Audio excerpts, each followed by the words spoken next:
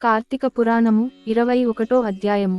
ఇట్లు యుద్ధమునకు పురంజయుని జూచి యుద్ధ ప్రవీణులైన ఆ రాజులు కోపరక్తాక్షులై శస్త్రములతోను అస్త్రములతోను బాణములతోను వాడి అయిన గుదియలతోను ఇనుపకట్ల లాఠీ కర్రలతోను హస్తాయుధములైన గుదియలతోను కత్తులతోను బల్లాతకములతోను పట్టసములతోను రోకళ్లతోను శూలములతోను తోమరములతోను కుంభాయుధములతోను గొడ్డళ్లతోను కర్రలతోను ఆయుధముల విక్షేపములతోను యుద్ధము చేసిరి.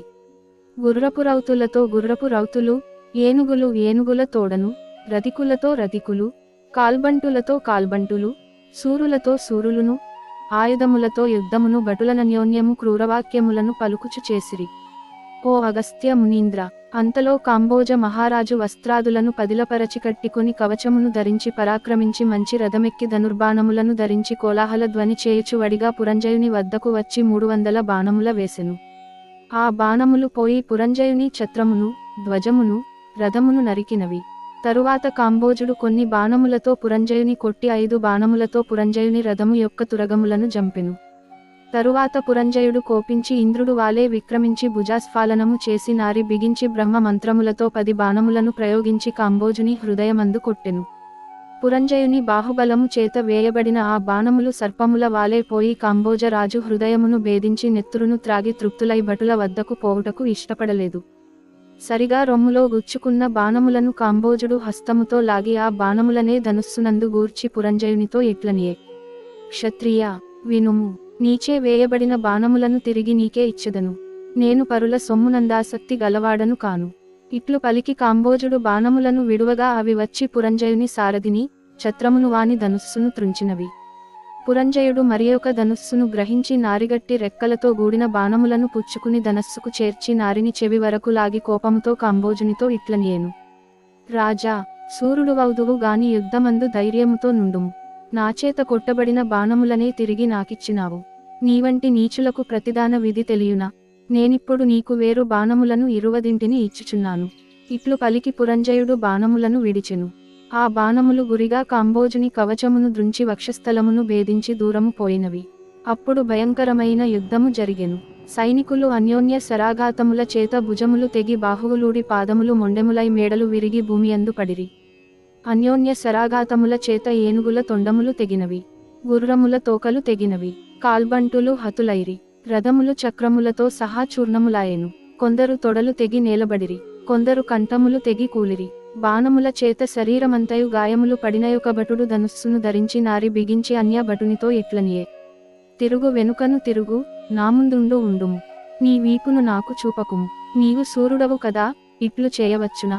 ఓ ముని, ఇట్టి నిష్ఠురములగు మాటలను విని ప్రతి భటుడు ధనుర్బాణములను ధరించి ధనువు టంకారధ్వని చేయుచు సింహగర్జనములను చేయుచు బహునేర్పుగా బాణములను ప్రతిభటుని మీద ప్రయోగించెను.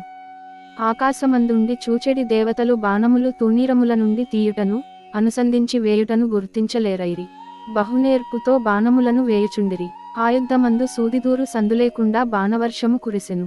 ఇట్లన్యోన్యము సూరులను, భటులను బంగారపు కట్లతో గూడినవియు, స్వయముగా వాడి అయినవియు, సానపెట్టబడినవియు, స్వనామ చిహ్నితములు అయిన అర్ధచంద్ర బాణములతోను, ఇనుప నారాచములతోను, ఇనుప అలుగులు గల బాణములతోను, ఖడ్గములతోను, పట్టసములతోను, ఈటెలతోను కొట్టుకొనిరి. గుర్రపు రౌతులు కొందరిని చంపిరి. గుర్రపు రౌతులను ఏనుగు బంట్లు చంపిరి. రథికులు కాల్బంట్లను జంపిరి. కాల్బంట్లు రథికులను జంపిరి. ఇట్లు తొడలు, భుజములు, శిరస్సులు అంగములు తెగి హతులై చచ్చిరి. అచ్చట నెత్తురుతో యొకనది ప్రవహించెను. ఆకాశమందు మేఘాచ్ఛాదితలైన అప్సర స్త్రీలు లావైన కుచములతో ఒప్పుచుండి వచ్చి చూచి వీడు నావాడు, వీడు నావాడని పలుకుచుండగా సూరహతులైన సూరులు యుద్ధమందు మృతి నొంది దివ్యాంబరదారులై విమానములెక్కి దేవతలు సేవించుచుండగా స్వర్గమునకు బోయి దేవస్త్రీ సంభోగాది సుఖములకై పాటుబడుచుండిరి. యుద్ధమందు హతులైన వారు సూర్యమండలమును భేదించుకుని దేవస్త్రీలతో గూడుకొని గంధర్వాప్సరసల చేత కొనియాడబడుచు స్వర్గమునకు బోవుదురు. కాంబోజుడు మొదలగు రణకోవిదులైన సూరుల చేతను, ఇతర రాజుల చేతను, సుభటుల చేతను చాలా భయంకరమైన యుద్ధమునకు అందరికీ ఒళ్ళు గగుర్ పొడిచినది. ఇట్టి యుద్ధమందు పురంజయుడు ఓడిపోయి సపరివారముగా సాయంకాలమందు పట్టణమున ప్రవేశించెను. రాజులను యుద్ధభూమిని వదలి కొంచెము దూరములో డేరాలు వేయించి వాటియందుండిరి. యుద్ధభూమి భూతప్రేత పిశాచ బేతాళములతోడను, నక్కలతోడను, రాబందులతోనూ, గద్దలతోనూ మాంసాసనులతోనూ ప్రకాశించుచుండెను. కాంబోజరాజునకు 13 అక్షౌహిణీల సేనయున్నది.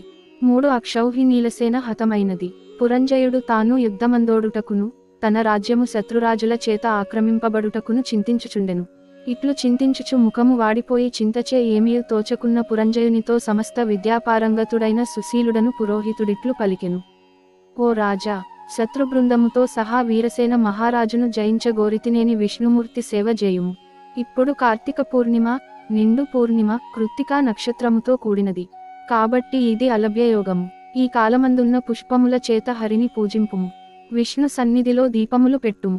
హరిముందు గోవింద, నారాయణ మొదలైన నామములను పాడుచు నాట్యమును చేయుము.